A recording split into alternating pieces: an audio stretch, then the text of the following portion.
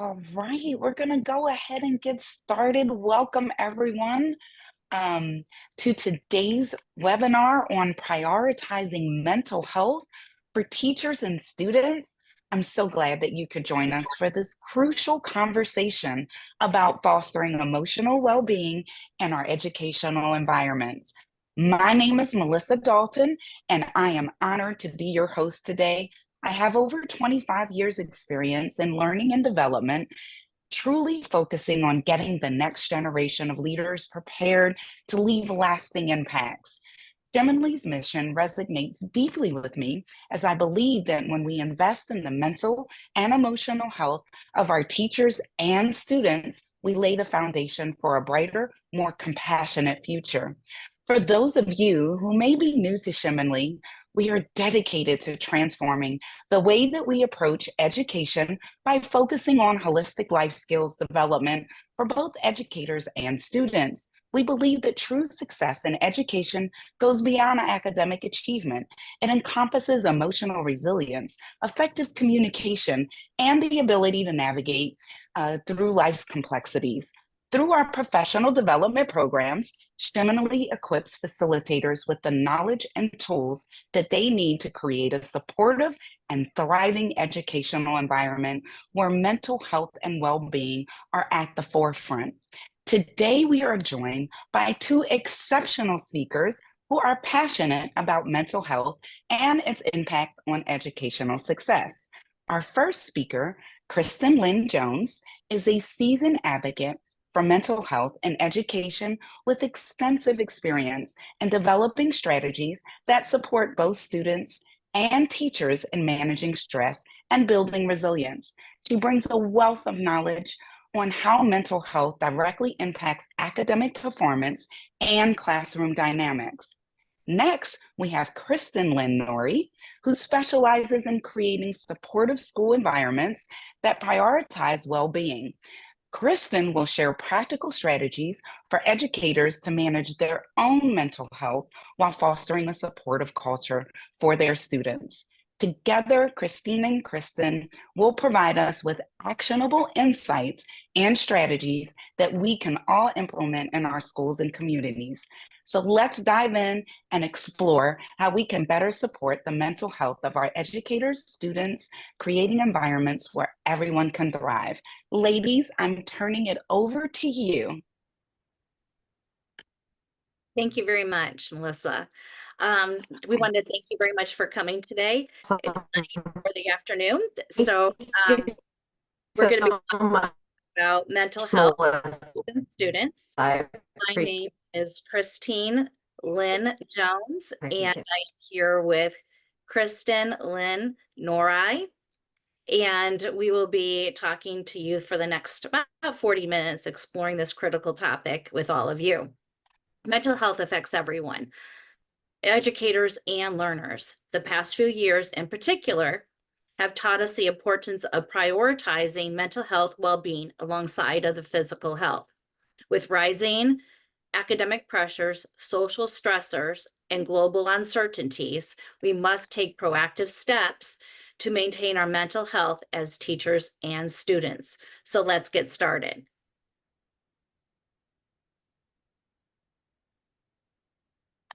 Did I get it back in time? You did.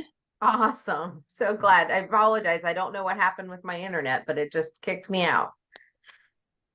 We all know that pain. Yes. As Christine just said, we're going to get started. I'm going to introduce myself a little bit further from what Melissa shared about me. My name is Kristen Lynn Nori, and I am a national professional development specialist and coach, in addition to being a special education advocate. And I have over 25 years experience in education, working in both general and special education in that journey, ending my career in the last 10 years focusing on social emotional learning and behavior management for schools. In addition to that, I'm a best-selling international author, and I am an avid music lover and love to travel and will travel for music.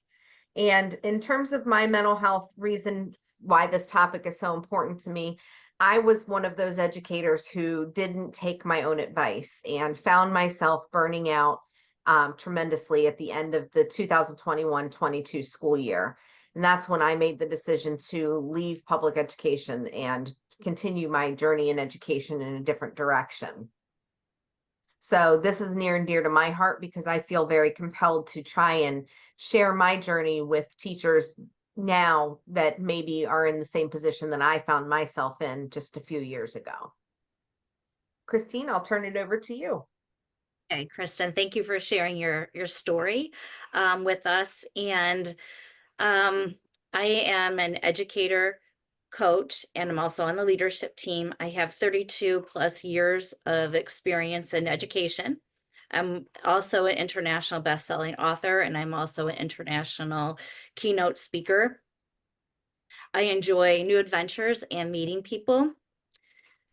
The focus on mental health is near and dear to my heart. I started really looking into this probably like 4 or 5 years ago.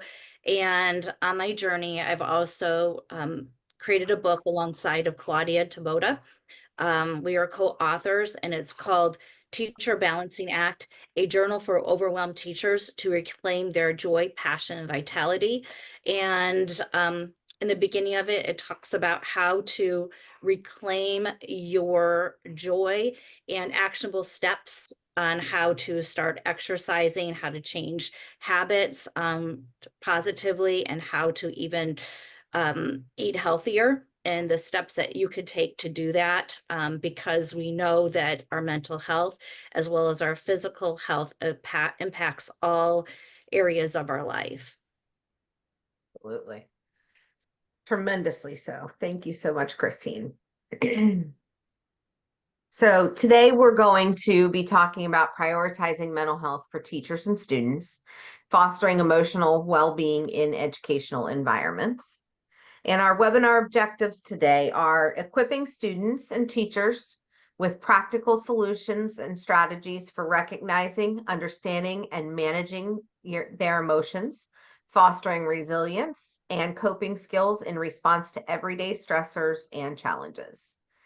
The second objective for today we're going to look at is encouraging open communication and empathy within the school environment, helping students and teachers build positive relationships that promote mutual support, trust, and well-being.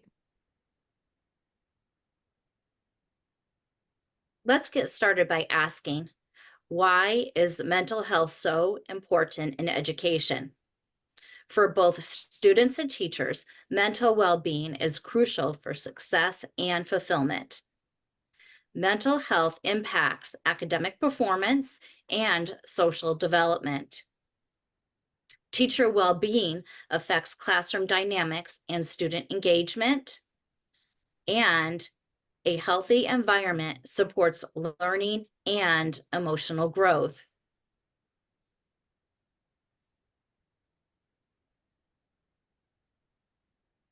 Trying to get the slide to move on. I apologize. There we go. Mental health challenges for students. When students struggle with mental health, their ability to focus, learn, and succeed academically is highly impacted. Emotional distress can cause issues like lack of motivation, absenteeism, and even more severe conditions like depression and anxiety in our students. Mental health is foundational for social development. Without a healthy mindset, forming relationships, communicating, and collaborating with peers is much harder. Some major areas that are challenges for students are academic pressure. Within that, we have testing anxiety, grades, focusing on products versus the process. Social media and peer pressure play major roles in mental health challenges for our students. Kids get into doom scrolling or focusing on the number of likes becoming part of their identity. The pressure to fit in and not stand out, or comparing themselves to others on social media superficially. Life transitions and identity challenges like moving, changing schools, going through puberty, self-discovery on what your family thinks you should be or who you think you are. And then finally, family and external stressors as well, such as pressure to excel and not make mistakes.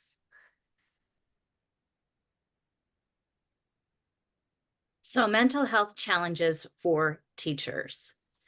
The well-being of teachers is equally as important as it is with students. Teachers are the backbone of the educational system, and when they experience stress, burnout, or mental health challenges, it affects them and their class and their students. Teachers' mental health influences classroom dynamics, student engagement, and the overall learning environment. Teachers that are experiencing burnout often have higher absenteeism, and it can even lead to many professionals leaving altogether. So this is why it's crucial that we have this conversation. Um, so workload and burnout, there's never enough time to get things done. There's too much on our plates. There's difficulty prioritizing, skipping assignment. And another way to help us to prioritize things are to look at what's important in our workload and seeing if there's things that we can actually skip, because not everything needs to be done. So do we really need to make it really cutesy for the students, or can we get it done in a more simple, more direct fashion?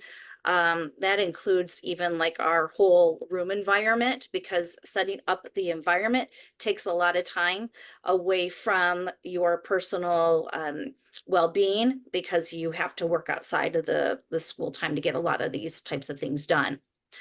Emotional labor and supporting students, the way that you are caring for students' academics, mental, and physical well-being. And also looking to meet some of their living needs. It can be a huge weight on teachers, and we tend to take this on ourselves. So making sure that we are setting those boundaries or finding ways that we can kind of clear it out before we go home, or if we can't do it then, making sure that we're providing, like I particularly like to exercise, and I find that that is very helpful. Also eating healthy is another good thing. Journaling, just taking mental breaks, and also just being. That is an area that I have started to encompass more and started to embrace more, and I'm finding that that's very helpful as well. So, Kristen, would you like to share your work-life balance story? And Sure, sure. Christine and I were talking about this when we were getting prepared for this presentation today. And one of the things that I shared with her was that I experienced a situation where I burnt out at the end of 21, 22, like I mentioned to you at the beginning of the presentation. But the reason that I burn out so badly in that position was I was working as a support staff, as a behavior interventionist and social emotional learning coordinator. And one of the things that I was tasked with was making sure that the staff was okay and checking in on the staff, because this was right in the throes of COVID. So, that was a huge component that was put on my shoulders as an educator. Not only did I need to worry about the social and emotional well-being of our students, but also of our staff. And all of a sudden, it really occurred to me one day when I was struggling that there was no one checking on me to make sure I was okay. And that's when I really made the decision that this was not an okay way to live, and that I was going to have to change my my lifestyle so that my mental health was my first priority, and taking care of myself became the first priority over my job, which was the first time in 20 some years that I ever prioritized my mental health over my own career. So that was a huge step for me, but one that I very much now like to talk to others about, and communicate with others about how difficult it can be to not get to that level of burnout if you aren't taking care of yourself and having that strong work-life balance. thank you, Kristen, for sharing. So for myself personally, I'm going to go ahead and share a pretty personal story. My husband was diagnosed with cancer 5 years ago, and I have been very blessed. I'm extremely blessed. I get kind of emotional when I think about this, but I have a wonderful principal. I have a wonderful support system. So whenever he notices, because we worked together for so long, if I need somebody to talk to, he will come into my classroom. He'll invite me in to the office. He will send me a text message, so I feel supported. So when I listen to Kristen talk, it breaks my heart because it could have been avoided. Had she had support like I had, she probably could have still been in teaching. So never underestimate the importance of just lending an ear, even if you're a coworker or somebody that's in a position to help out your teachers. So that part I want to make sure that I would touch upon. So I've been blessed to teach in the same grade level. So because my husband was very sick, I had to take off time. I had to prioritize my family. Um, so how do I work smarter and not harder? So that was always like in the forefront of my mind. So I can make sure that um, if I know that, because I don't know when I would need to take off work. So what I would do is the year, whenever I'm planning, working on a current lesson, I would go ahead and tweak it for the next year. So I would, because sometimes you're like, oh gosh, I can't remember how I did this, or I can't remember how I did that. My whole year is already planned for my tier one instruction. My tier one instruction is the main group of students that I serve. So I can focus in on small group instruction, as well as any like IEPs that are coming up, which are individualized programs. So that way, that relieves a lot of my stress. So I have more time now to exercise. I have more time to focus in on my self-care, eating properly, meal planning, um, those types of things. So clearly, good mental health forms the foundation for thriving learning environments, and it starts with us. Absolutely. Absolutely. All right. So we're going to talk now about strategies for student mental health and some things that we can do to help them facing their daily wide range of stressors that they have. There's all kinds of academic pressure on students these days to do well in school, as well as to achieve at high grades, competing for scholarships, meeting expectations, taking AP level classes, all of those social preferences or social pressures that can take a significant toll on students' mental health. Social media and peer pressure, we mentioned earlier, is another major area that impacts students. Constant exposure to social media really can create unrealistic comparisons for students. It creates bullying situations and pressure to maintain that perfect image for students. They feel the need to, they see everybody's perfect life and they think that that's what it looks like, and they need to have that as well. Life transitions are another major area that impacts students' mental health. Adolescence is a time of change where students face identity crises. They have peer influences, and in some cases, there is that bullying and discrimination that they experience. And then, of course, there's external stressors like family dynamics, financial instability, or trauma that can exacerbate mental health issues.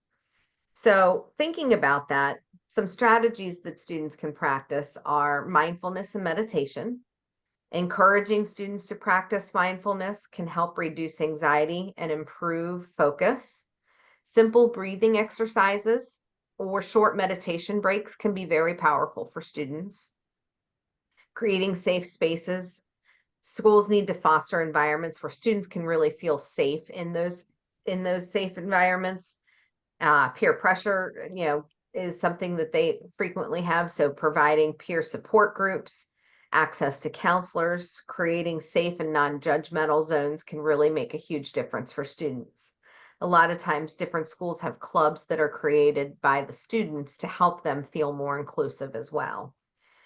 Healthy routines, establishing those healthy routines right off the bat by encouraging students to get enough sleep and to develop the routines that really prioritize their nutrition and their exercise and their physical activity, which directly are going to impact their mental health, as Christine said on the last slide. And then, of course, managing screen time is a huge strategy for helping students' mental health.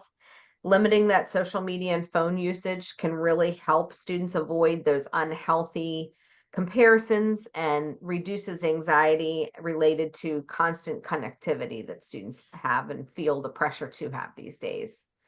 And then finally, open communication. The more we can encourage open communication, and teachers can foster open communication by allowing students to talk about their struggles in school, the better we're going to be able to support our students' mental health needs.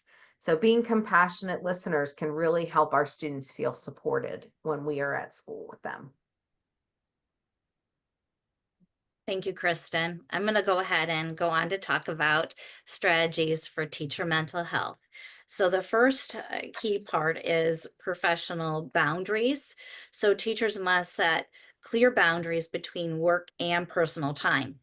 Avoid checking emails after hours or overload yourself with extra responsibilities. So I'm going to give you an example of this. So a couple of years ago, I told you my personal story that my husband was going through cancer treatments for about 5 years. So I had to take a look at my extra responsibilities because I have extra responsibilities with school. So I took a look to see what if I was making extra money, because if I was making extra money, then I got paid for my extra time.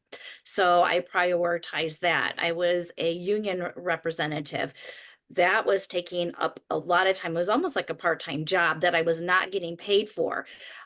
So sometimes it would keep me at school until 5 o'clock at night just to support teachers, which was taking away from my family time, and I was not getting paid for that.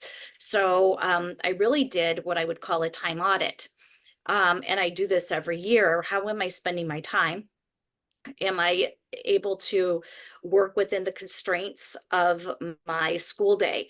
Now I can say, yes, I'm able to work within the constraint of my school day, with the exception of a couple of times a year, which are like report card times, and also when I hold parent teacher conferences. But rarely do I work outside of my school day now because I have continued to do the time audits. So building peer support networks, this is very crucial, but we also need to develop the correct peer support networks. So you want to make sure that you know the people that you are letting in, because the same network that you think that are supportive, they might not be. So make sure that you are keeping your support group small and tight, and make sure that you can trust them. So time management, making sure that you are prioritizing tasks, delegating, and time blocking can reduce stress.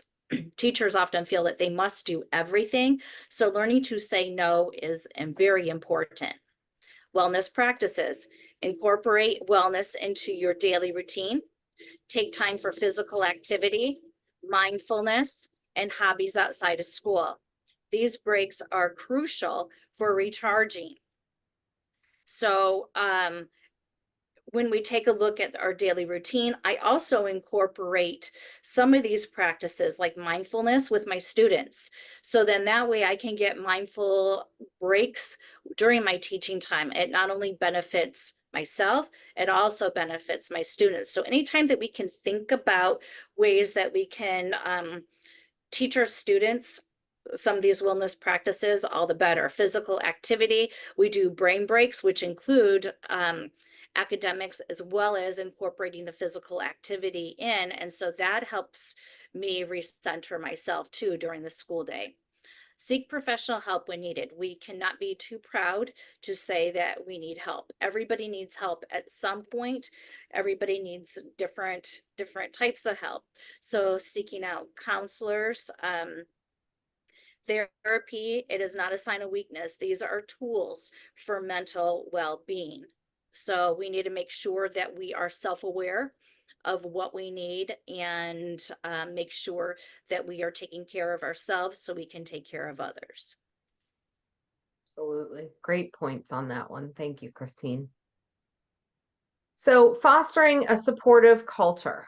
When we get into talking about that, it's important for us to really look at how schools must work to destigmatize mental health issues and make it more normal for both students and teachers to seek help. I think one of the things that we've done a great job over the last several years of doing is building the normalcy behind getting help for mental health and adapting the strategy that mental health is health and part of our health and well-being that we need to be taken care of.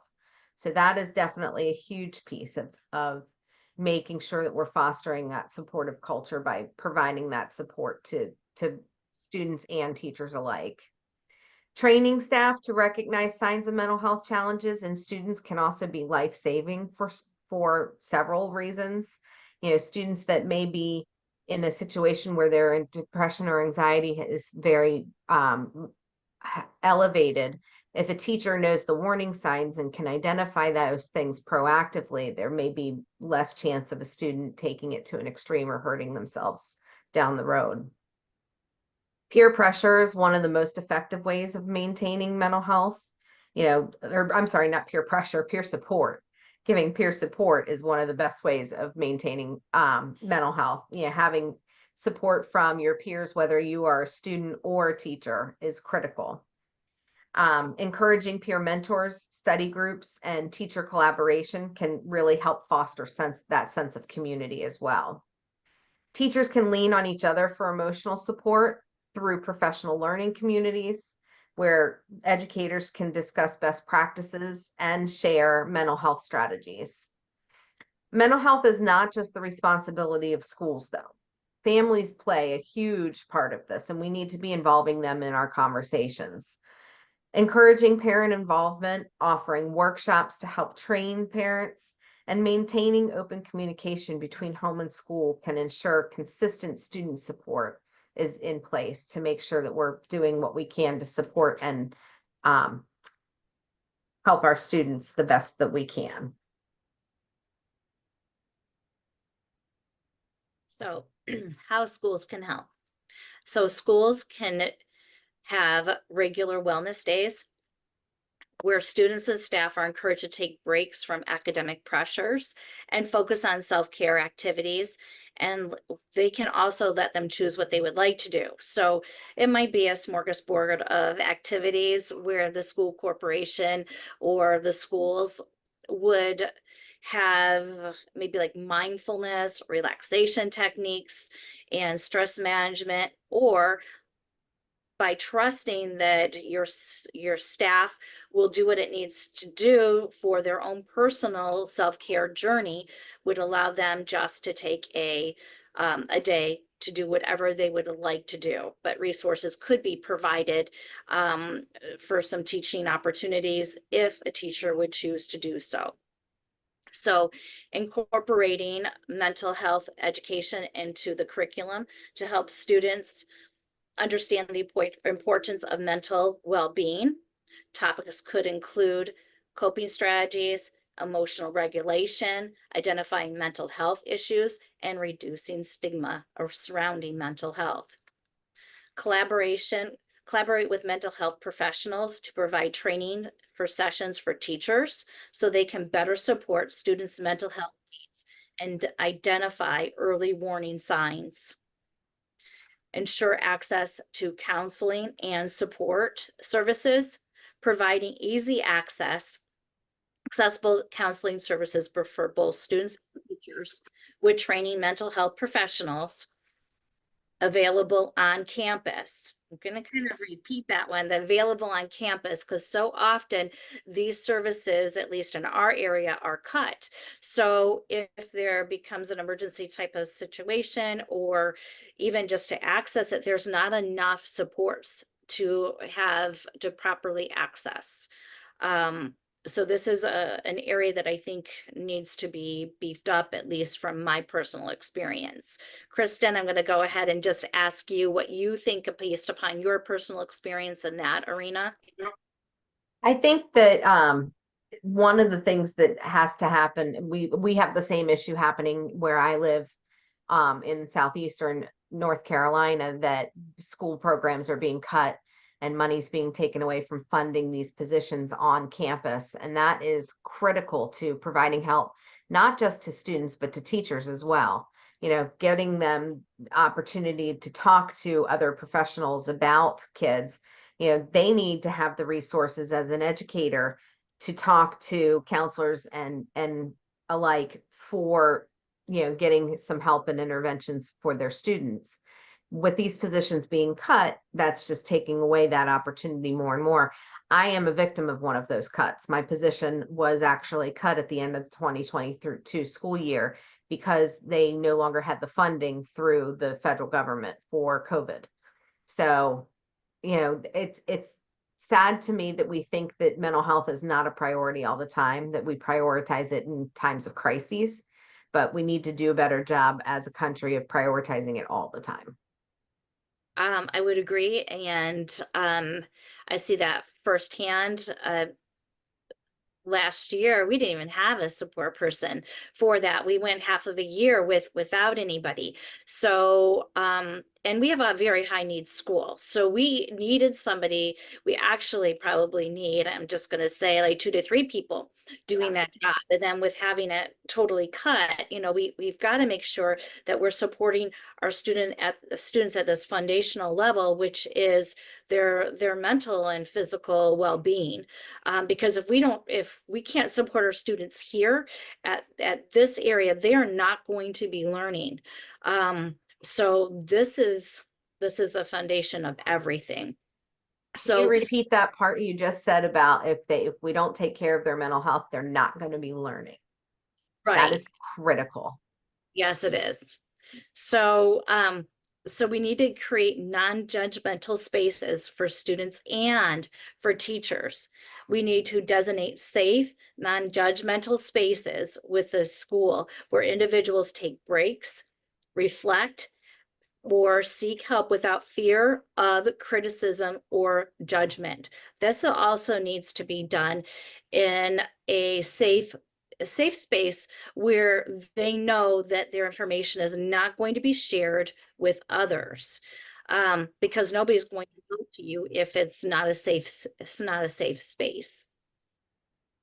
So encourage open conversation about mental health by organizing regular discussion groups, workshops, or forums where students and teachers can participate in those.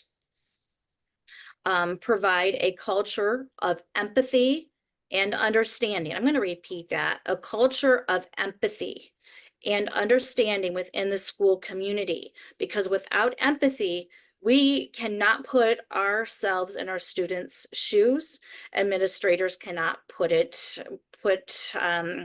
themselves in the teacher's shoes. Teachers can also not put themselves in administration, their shoes. So it's really important that we have empathy at all levels so we can really understand what's going on within the whole entire system and how it's structured, and how to best support one another. So it also should be focused on anti-bullying policies, encourage inclusivity, and providing training on how to foster a compassionate environment for all. Absolutely. And I think that one of the things that we're seeing, you know, happen in the last couple of years is programs are shutting down and we're taking away those inclusive ways for students to feel those non-judgmental spaces. And we need to be bringing those back in instead of cutting them. And what's happening now, this is what I'm noticing. So I thought during COVID time, we did a very nice job of supporting our students' mental well-being. Now we're like, oh, we don't need to do that anymore. Now our students are really behind. So let's go ahead and ignore their mental well-being while we're upticking all of the testing and academics again at the expense of our students' mental health and well-being. I And call that the pendulum swing, and it's, it's going to swing back at some point. yes, and hopefully it does. Yeah. Hopefully it does, but we can't go too far the other way because we're going to have children that have severe mental health issues, as well as teachers that Yes. also have severe mental health issues, and they're going to be leaving the profession. Um, and we're raising children at a very young age that have mental health issues now due to anxiety and the things that are being placed on them that they cannot deal with, is what I'm also noticing. Absolutely. And as school becomes more challenging in terms of just that social environment that kids are in, I think that, we tend to forget that kids lose track of who they can go to and who they can't. We need to be reminding them of that as much as we can. I think that's a really good point too, Kristen. You're right. They need to know their resources and how they can access those resources. And I'm going to add at any point during their day, because teachers need to be understanding that if a child says that they need to access something, they need to access that. Yes. And they're showing the self-advocacy, and that's something that we want our students to be able to do. Absolutely. And all behavior is a form of communication. So listening to what your child is trying to tell you, whether it be through a temper tantrum, there's something that they're communicating to you there. So trying to be a little more empathetic and taking a look at it from a different point of view can be helpful. So I would agree. All right. So we're going to continue on. If I can get my slide to slide on for me. All right, so we're going to talk now about how we can support each other. And one of the things that's really the most important here is encouraging peer mentors and collaboration. Establishing a peer mentor group of some kind or program, creating a structured mentorship program where older, more experienced students are paired with younger ones to provide guidance and support and a sense of belonging. These mentors can help with academic challenges, social integration, and emotional support, making it easier for new students to adapt in those settings. Also, facilitating group projects and collaborative learning is a huge piece of encouraging collaboration. Promoting collaboration through group projects and team building activities that help encourage students to work together, share ideas, and learn from one another. This not only enhances academic skills, but also builds social connections and reduces feelings of isolation for students. Offer leadership training for mentors. This would be another way to really build your collaborative efforts in your school. Providing leadership training for peer mentors to ensure that they have the skills and knowledge needed to effectively support their peers. This training can include communication skills, conflict resolution, and strategies for recognizing when a peer may need additional help or support. And then also part of encouraging peer mentors and collaboration is creating opportunities for cross grade level collaboration.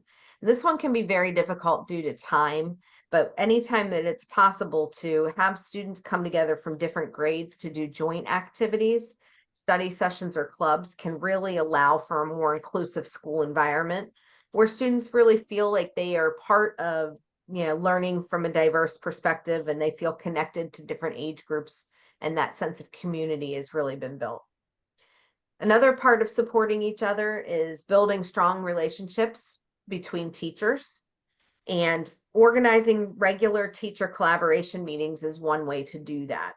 Establishing regular meetings where teachers can come together to talk about different challenges, discuss successes, and share success stories, brainstorm solutions to problems they may be having. These meetings can serve as platform for building a strong professional relationship and help fostering that sense of community within the school building, providing mutual support to one another.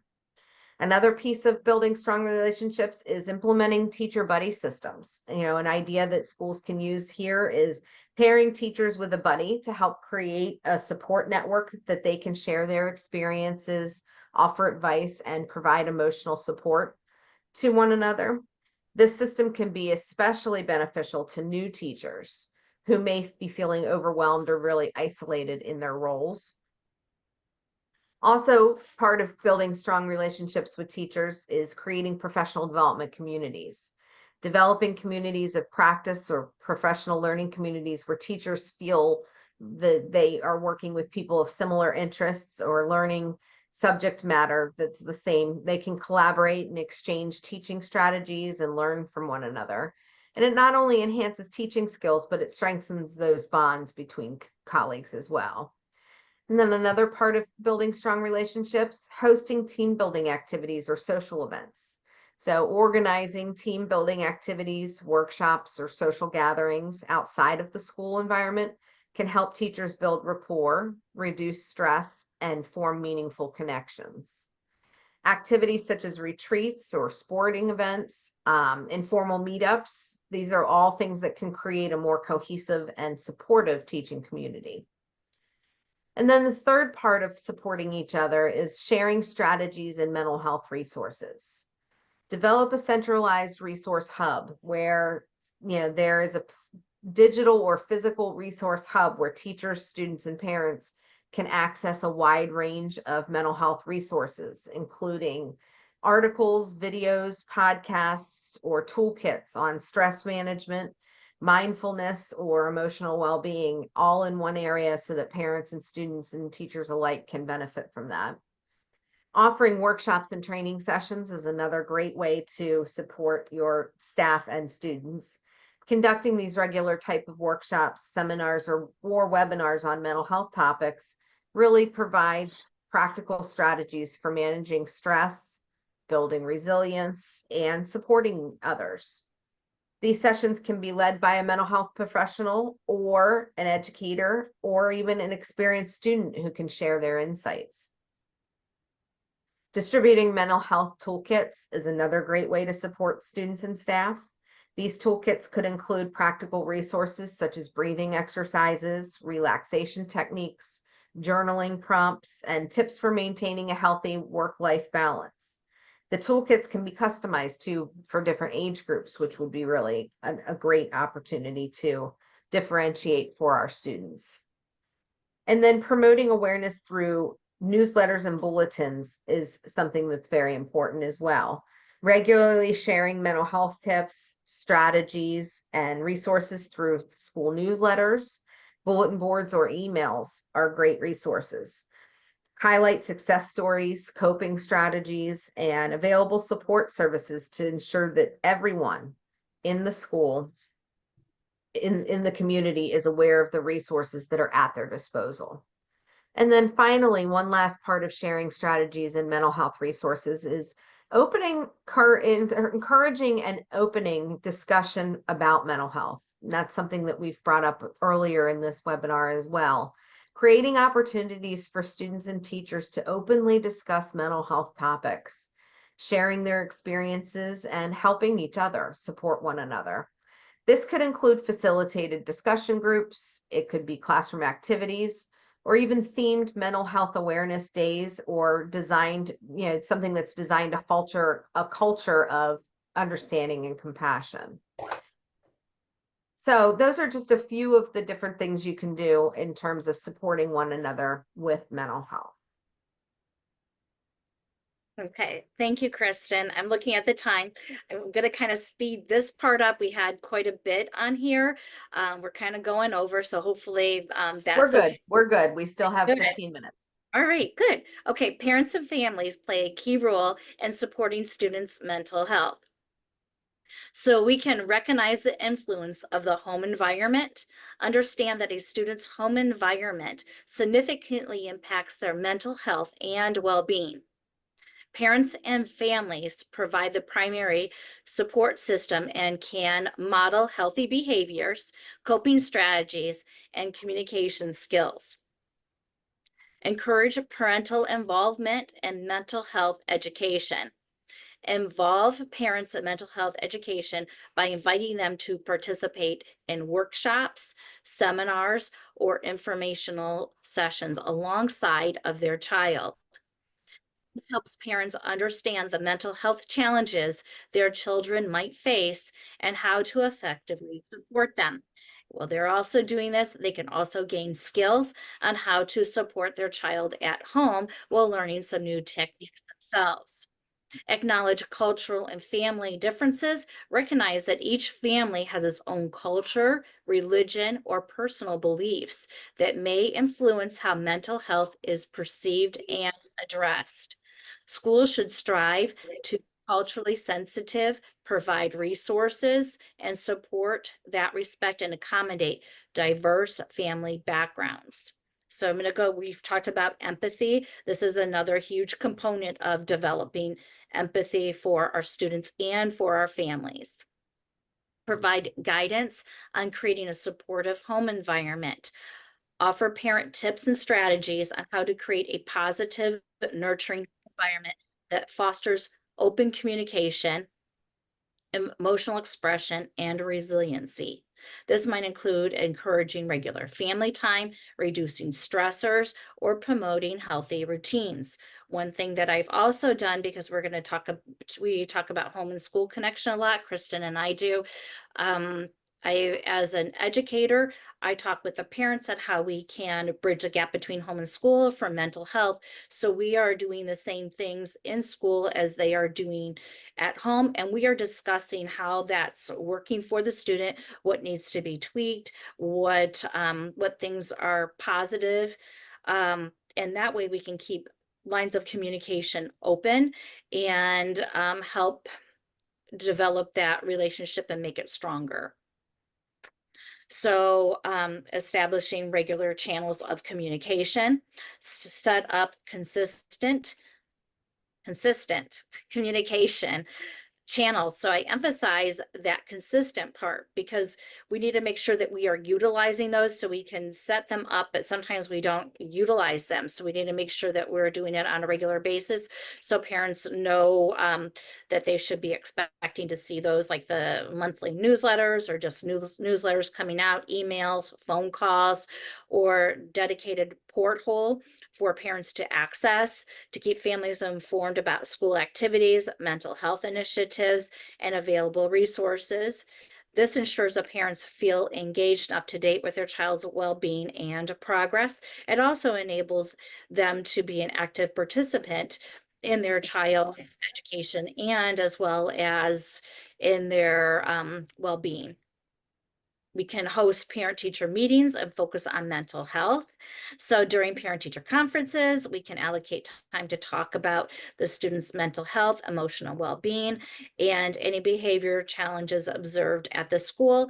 Well, we are also making sure that we are honoring the parents, because sometimes you might not want to bring this up to a parent based on their background knowledge or background in their belief system. So we have to make sure that we are empathetic and that we are reading the parents properly. So if we start to bring something up and we see that they close off, we have to honor that.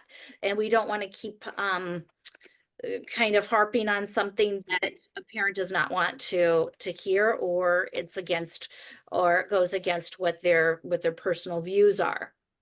So organized family engagement events, those events that bring families into the school community, such as family wellness days, mental health awareness nights, or Oprah forums where parents can ask questions and share concerns.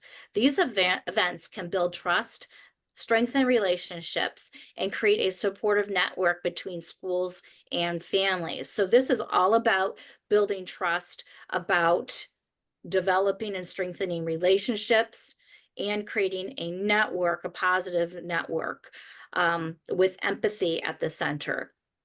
Facilitate two-way communication, encourage parents to reach out to teachers, counselors, or mental health professionals. Schools can provide designated points of contact or office hours where parents can discuss concerns and seek guidance. And I'm going to go back to a safe space, because parents will only talk to you if they feel it is a safe place to do so. So making sure that the information that they are sharing with you, that it is not shared with other people unless if the parent gave you permission to do so. Providing mental health resources for parents, distribute educational materials, So again, Krista mentioned this earlier, brochures, articles, videos, and podcasts that can provide parents with information on mental health topics, including how to recognize signs of stress, anxiety, or depression in their children and strategies for supporting them. Offer parent workshops and training, creating an online resource library. So I'm going to give you just an example of this. During COVID, our school set up looked like a virtual bookshelf where parents and students could take out books, and it was all about being kind, self-reflective practices. So it was all on mental health. So this could be a nice way to provide resources to the families on mental health topics. So you could even have an adult library and a student library. So then that way parents can check out books to help themselves too.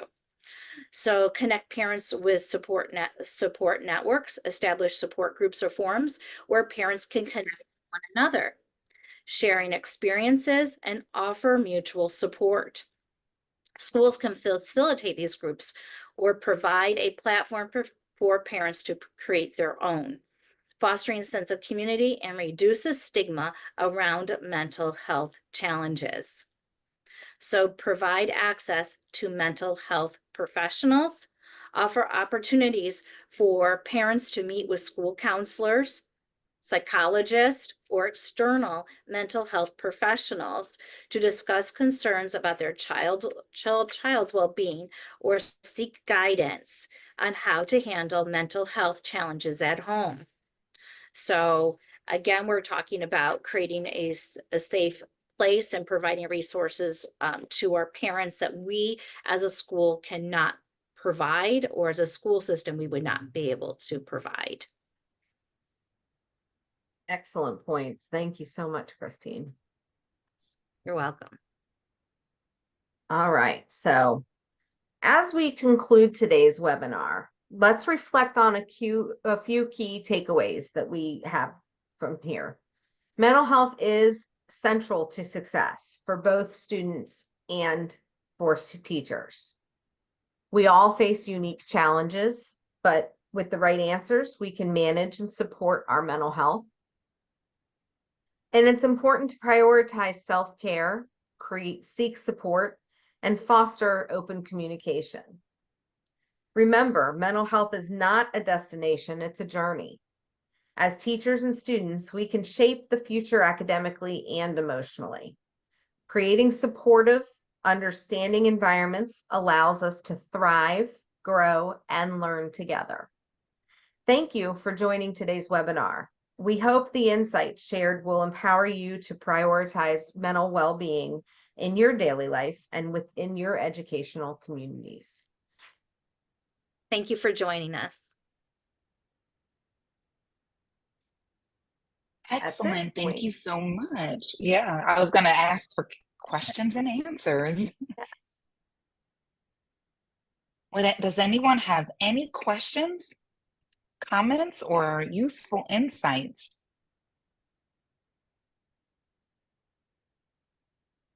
Feel free to type in chat or unmute your phone and ask.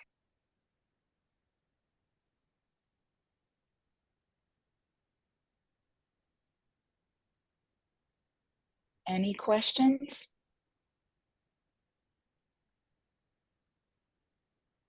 No questions. That's amazing. I know.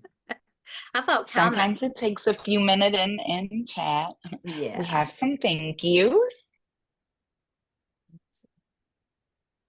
Excellent. Well, I want to thank you all for joining today's webinar on prioritizing mental health in our schools. We've gained valuable insight from our speakers today. Thank you so much, Christine and Kristen, for helping us talk about supporting the mental well-being of our teachers and our students. I hope you've learned a lot today. Please implement these strategies in your community. Please know that Shem and Lee were dedicated to providing the tools and the resources that you need to foster resilience and holistic growth. If you're interested in learning more about our programs, we'd love to connect with you. Feel free to visit our website at shimonley.com. Thank you again so much for your participation. Let's continue to prioritize mental health in education. I wish you all an amazing afternoon, morning, or evening. Thank you so much. Thank you. Thank you very much. You're well done, ladies. We have a lot of thank yous. Yes, I see that. That's awesome. It's very nice. Awesome. Have a great day, everyone.